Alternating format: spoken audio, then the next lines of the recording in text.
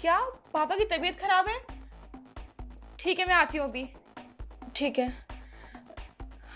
तरुण, मुझे घर जाना पड़ेगा। 5-6 दिन के लिए जाना पड़ेगा। मम्मी का फ़ोन आया है, पापा की तबीयत बहुत ख़राब है। अच्छा ठीक है, तुम जाओ, उनका ध्यान रखो। ठीक है, तुम ध्यान रखना अपना। हाँ, टाइम से खाना पीना खा लेना। ठीक है, तुम ध्यान से जाना और पहुंच जाओ तो मेरे पास फ़ोन कर देना। ठीक है।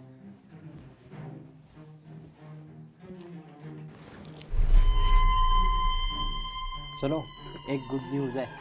मेरी पत्नी ना अपने मायके जा रही है 5-6 दिनों के लिए। तुम एक काम करो, अपना सारा सामान पैक करो और 4 दिन के लिए मेरे घर पे आ जाओ, क्योंकि 5-6 दिन कोई पता नहीं कब आ जाए वो। तो जल्दी से आ जाओ अब। फाइनली इतने दिनों बाद कम से कम मिले तो हैं। मुझे तो समझ नहीं आ रहा था कि मैं आपसे दोबारा मिल भी पाऊंगी या नहीं। कितने दिन हो गए ना हमें मिले हुए। अरे तुम दिनों की बात कर रही हो? मुझे तो यार ऐसा लग रहा है जैसे हमें मिले हुए कई महीने हो गए हैं। लेकिन फाइनली आज हम मिले हैं और आज हम ढेर सारी बातें करेंगे। हाँ, बहुत सारी बातें करनी है मुझे। अच्छा ये बताओ, तुम्हारी वाइफ कब तक आएगी? मेरी वाइफ ना मुझसे 5-6 दिन बोल कर गई है, लेकिन वो कभी भी आ सकती है 4 दिन के बाद, मुझे ऐसा लगता है। क्योंकि वो कभी भी ना जो टाइम बता कर जाती है उस टाइम पे नहीं आती, वो पहले ही आ जाती है। तो इसलिए तुम ना चौथे दिन यहाँ से चली जाना। कोई बात नहीं, वो सब मैं देख लूँगी। कम से कम तब तक तो सही मैं आपसे बातें तो कर पाऊंगी ना। अरे वाह, मतलब मेरे जाने के बाद मेरे पीठ पीछे मेरे घर में ये सब चलता है।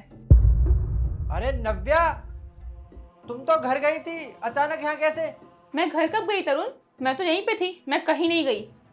और जो तुम्हारी मम्मी का फोन आया था कि तुम्हारे पापा की तबीयत खराब है, तुम्हें घर जाना 4-5 दिनों के लिए, वो सब क्या था?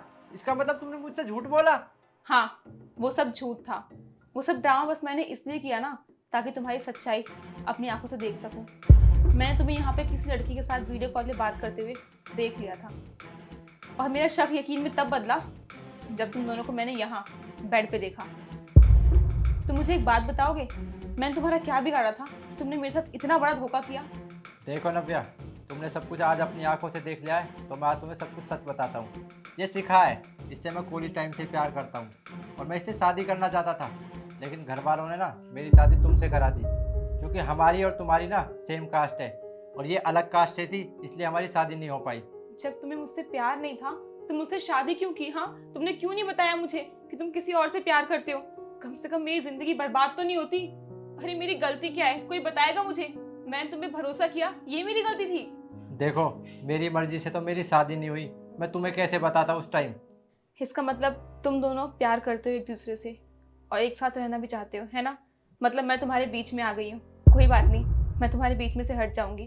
तुम्हारी फैमिली से मैं बात कर लूंगी और कह दूंगी कि तुम्हें डिवोर्स भी मैंने ही दिया है। बस तुम दोनों खुश रहो। नहीं नव्या, तुम क्यों छोड़ रही हो?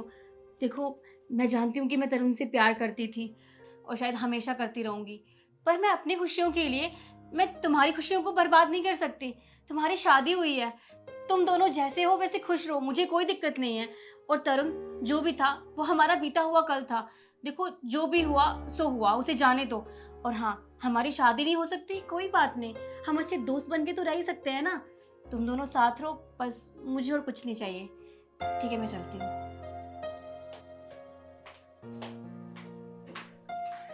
एक बात पूछूं, तुमने मुझे बताया क्यों नहीं ये सब पहले? अरे तुमने एक बार मुझे भरोसा तो किया होता, मुझे बताया तो होता कि तुम किसी और से प्यार करते हो। तुमने कभी शेयर क्यों नहीं की मुझसे ये बात? मैंने तुम्हें कई बार बताने की सोची, लेकिन मैं इसलिए नहीं बता पाया, कभी तुम गलत समझने लगो। खैर ये सब छोड़ो, जो भी था वो तुम्हारा पास्ट था। मुझे एक बात बता दो बस, कि मैं तुम पे भरोसा कर सकती हूँ ना? अब तो तुम मेरा ट्रस्ट कभी तोड़ोगे नहीं। पक्का, आगे से मैं तुम्हारा भरोसा कभी नहीं तोड़ूंगा और ऐसी हरकत कभी दोबारा नहीं करूंगा। सॉरी। अच्छा ये बात छोड़ो, तुम्हें बहुत स्ट्रेस हो रहा होगा ना, आज बहुत सारा ड्रामा हो चुका है। मैं चाय लेके आती हूँ। हाँ।